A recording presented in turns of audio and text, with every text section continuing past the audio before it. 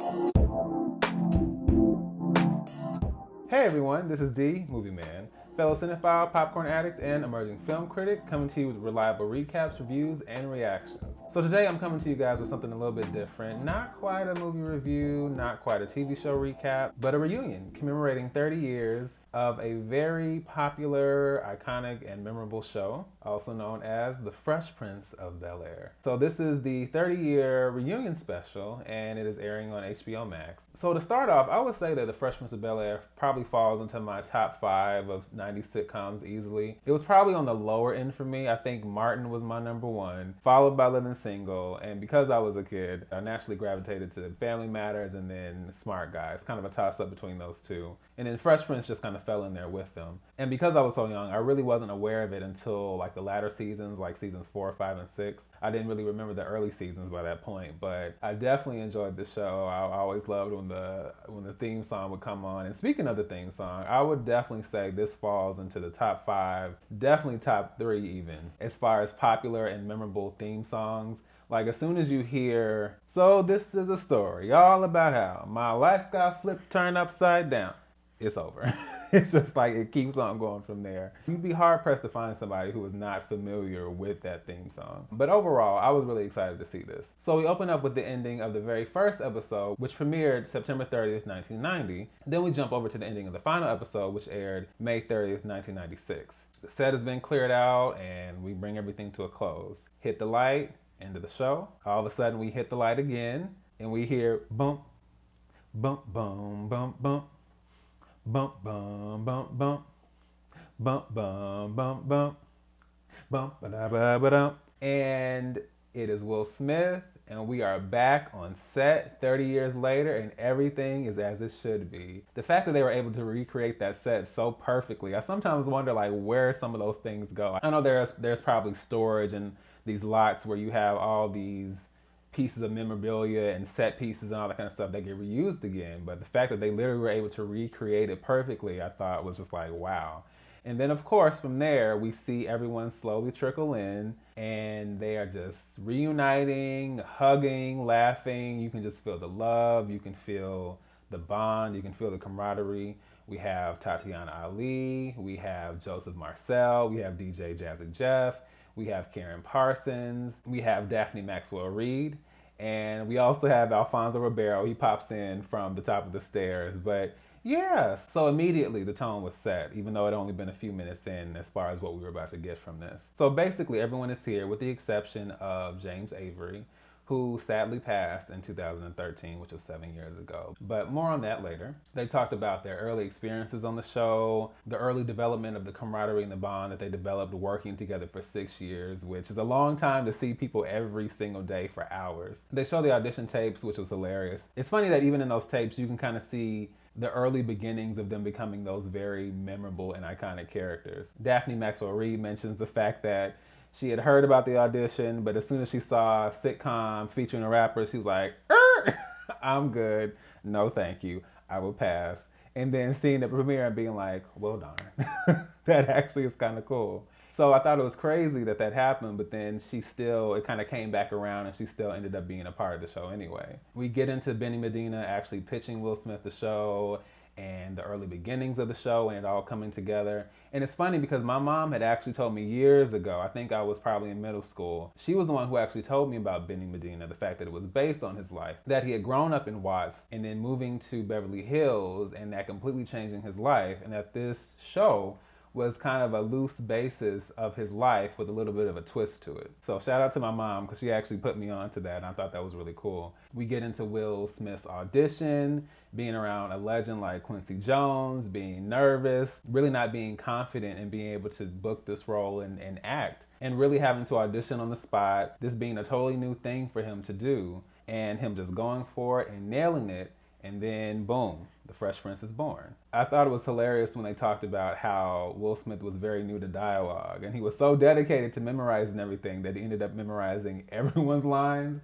And there are episodes in the first season where you can see him literally mouthing the lines as other characters are speaking, which I totally wouldn't have known about were it not for this. So I thought that was pretty interesting. The fact that we had Monday Night Football, which is pretty serious, and people jumping over from that to watch The Fresh Prince of Bel-Air, how a lot of the fashions and the outfits created for the show had an impact on pop culture. The fact that they had Michael Jordan, the Michael Jordan, send new Jordans to the set 6 weeks ahead of the time they were supposed to be available to the public just so they could be featured. Like that's crazy. One thing I loved hearing about was the collaboration, the fact that they really had input as far as their characters, their motivations, some of the dialogue. They really were a part of bringing this vision to life. There was a point where Daphne Maxwell Reid heard a line they were writing for Ashley, and she was just kind of like, yeah, so a black daughter is not going to say that to her black father.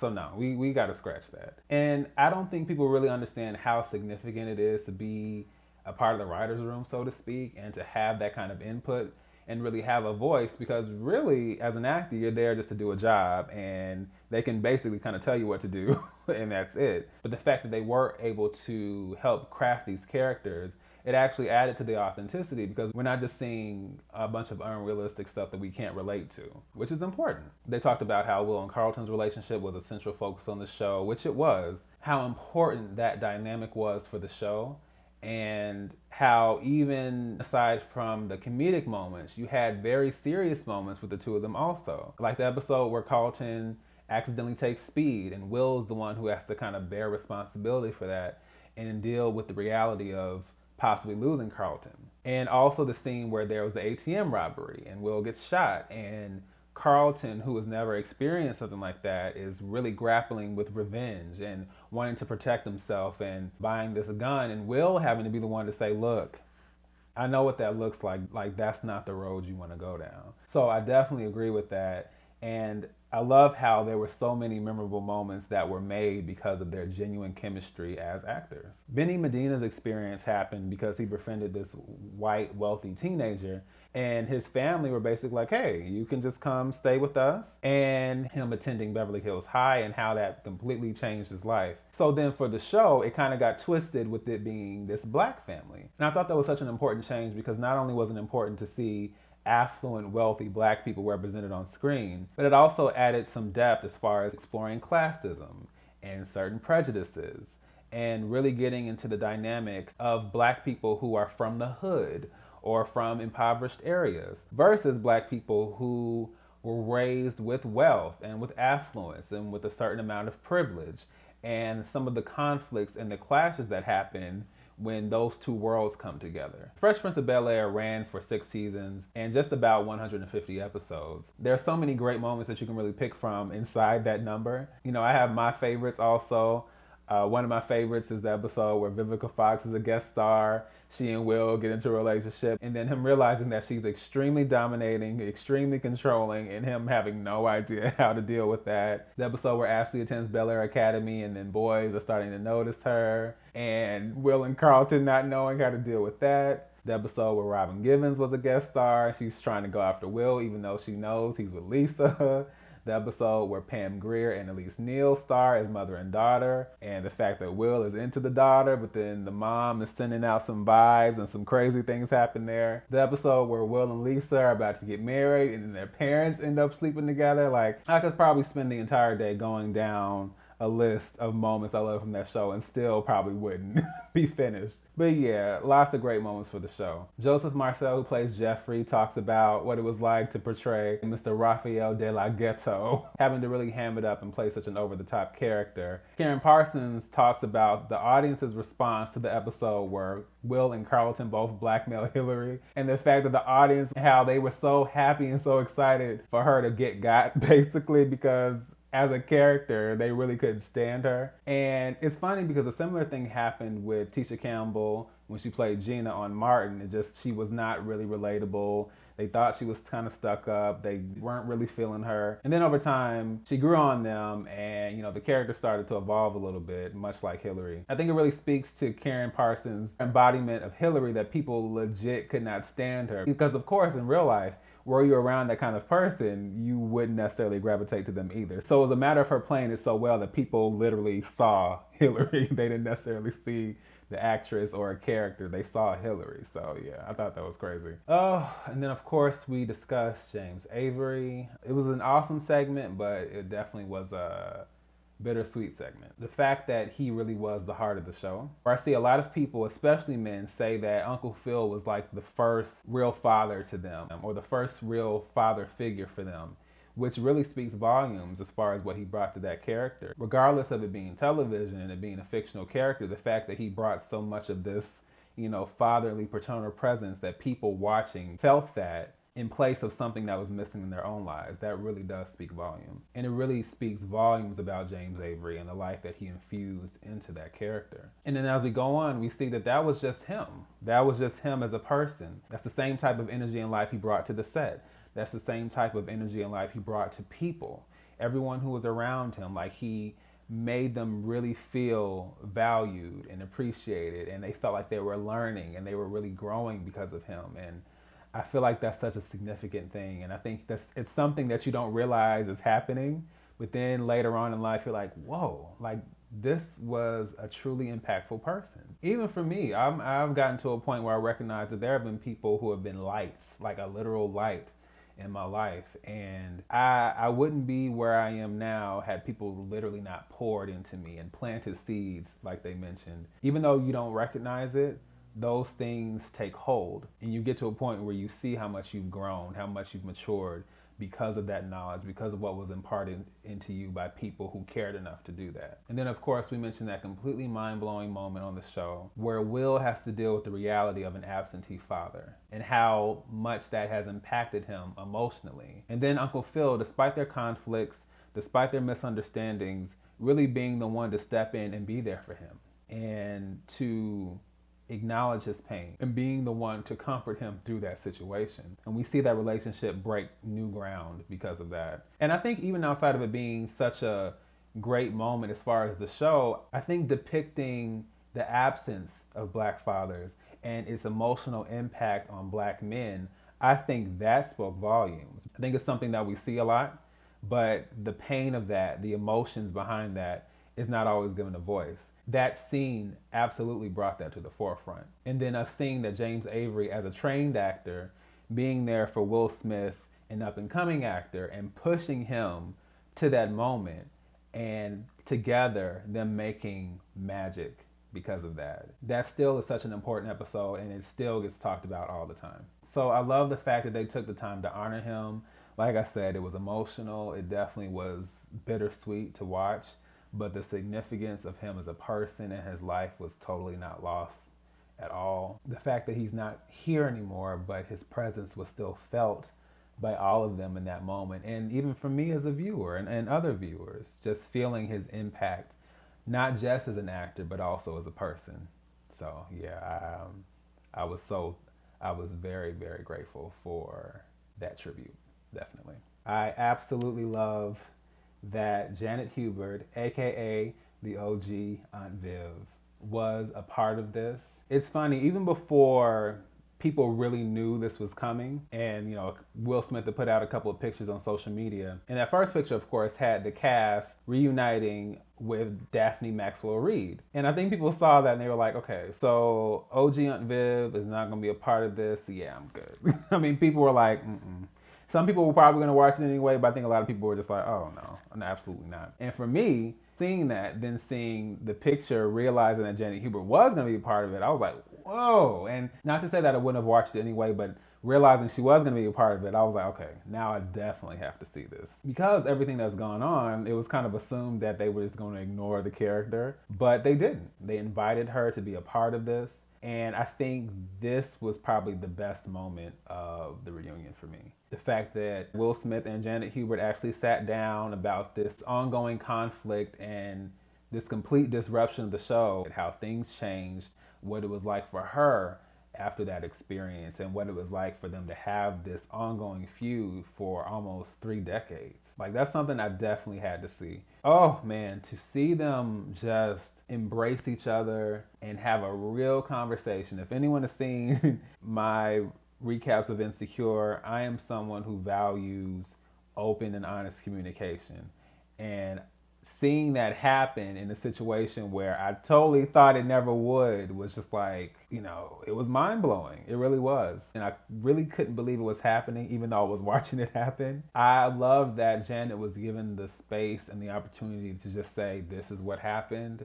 This is my story. This is my voice. Her speaking on the reality of calling a Black woman difficult in Hollywood. In the Black community, we are always told that we have to be twice as good to get anything when it comes to life, because often we are at a disadvantage. People can say it's all about your hard work and what you put into it and, skin tone and your race doesn't matter, but I know otherwise. And then, yes, it is about those things, but we are constantly pushed to excel, to obtain just a little bit of something that someone who is by all means mediocre can obtain with ease. That is just the reality. So having that disrupt her life and disrupt her career and being perceived this way because of this happening was devastating. And also having that experience as a dark-skinned Black woman. I think there's something to be said about the representation of dark-skinned Black women on screen and how I felt like it was one thing to see brown-skinned women, dark-skinned women growing up in the 90s, but feeling like now there's not a lot of visibility when it comes to that. We have Viola Davis, we have Angela Bassett,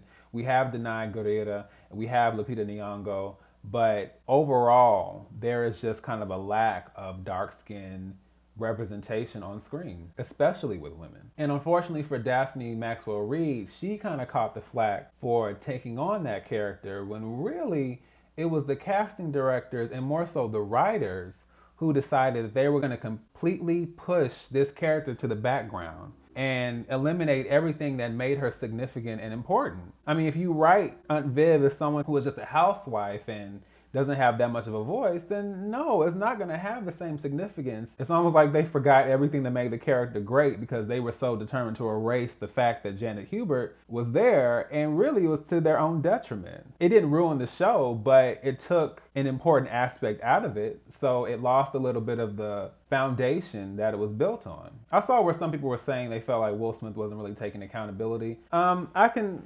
I can understand why they might have felt that way. For me, I just appreciated the fact that he gave her room to just talk and that he didn't interrupt. He just kind of took it, really just absorbed it, allowed her to really speak on it and, not jump in, not feel like he had to defend himself. So I felt like that was important. And in the end, he did apologize. They both apologized to each other. So anything outside of that, I don't really feel the need to really haggle on. But I just think them having the moment was so special and so important and so needed. Something all of us needed to really see. Janet Hubert really being acknowledged for the contribution she made to this show and to Will Smith's life was so great. And you can't speak on something as important as The Fresh Prince of Bel-Air if you don't acknowledge the foundation, if you don't acknowledge all aspects of it. Oh, and you know what? Speaking of iconic moments, I totally forgot to mention the dance episode with Aunt Viv where she completely turns it out.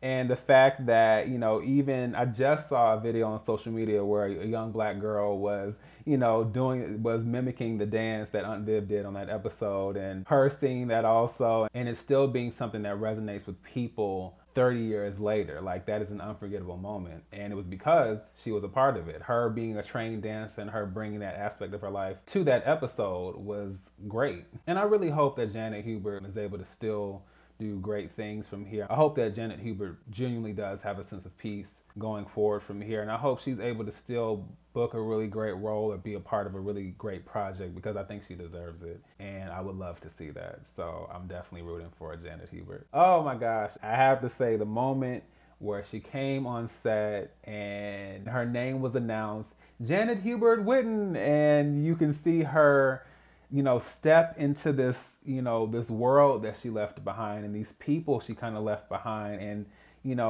it all come back together. Her walking up and meeting Daphne Maxwell Reid and Daphne Maxwell Reid just embracing her, telling her welcome home and them smiling and laughing. I was just like, man, it was just like, you talk about some tears, man, because it was happy tears. There was such a beauty and such a significance in that moment. And, I was so blown away by that. There is this book written by Mildred D. Taylor, and it's called Let the Circle Be Unbroken. And I often think of that title as just a general phrase. And I think that's what this was. You know, nothing missing, nothing broken, just whole. I even noticed when they were taking the picture together that it was Will in the middle, Daphne Maxwell Reid, and then Janet Hubert. And his hand was here, and then both their hands were over his.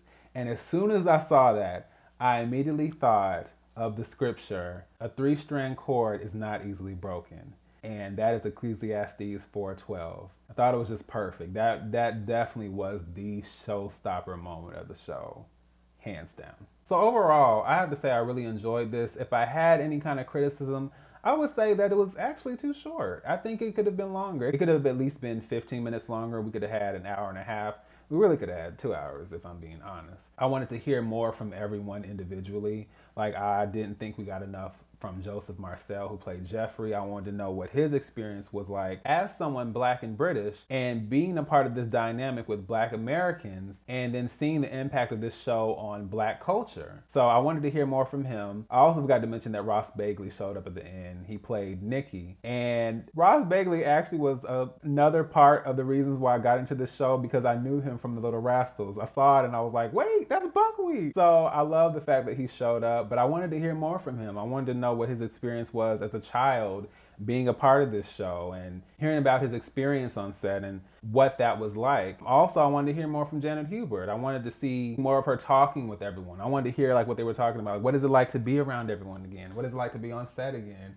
What is it like to be here? What is it like for you guys to see Janet Hubert again? You know, I wanted a little bit more of that. I think we even could have heard from Aunt Viv's sisters, Bernie Watson, who played Vi, Will's mom, Jennifer Lewis, who played Aunt Helen, Charlene Woodard, who played Aunt Janice. I think we even could have heard from some of the women who guest starred, Tyra Banks, Nia Long, Kim Fields, Tisha Campbell, Queen Latifah. There were a lot of memorable moments with the aunts and the girlfriends also. So that would have been nice to see too. Really, that's me just kind of like really thinking on a big scale. I think just generally, I would have just preferred to hear more perspectives, more thoughts just from each of them, and primarily from Joseph Marcell, from Ross Begley, because I feel like they were both important parts of the show, especially Jeffrey, and I wanted to hear more of their thoughts. But yeah, but overall still, very, very enjoyable reunion. I'm so glad I had the chance to see it, and for me, I think watching it, it made me emotional because a lot of it was me just recalling what it was like to be a kid in the 90s,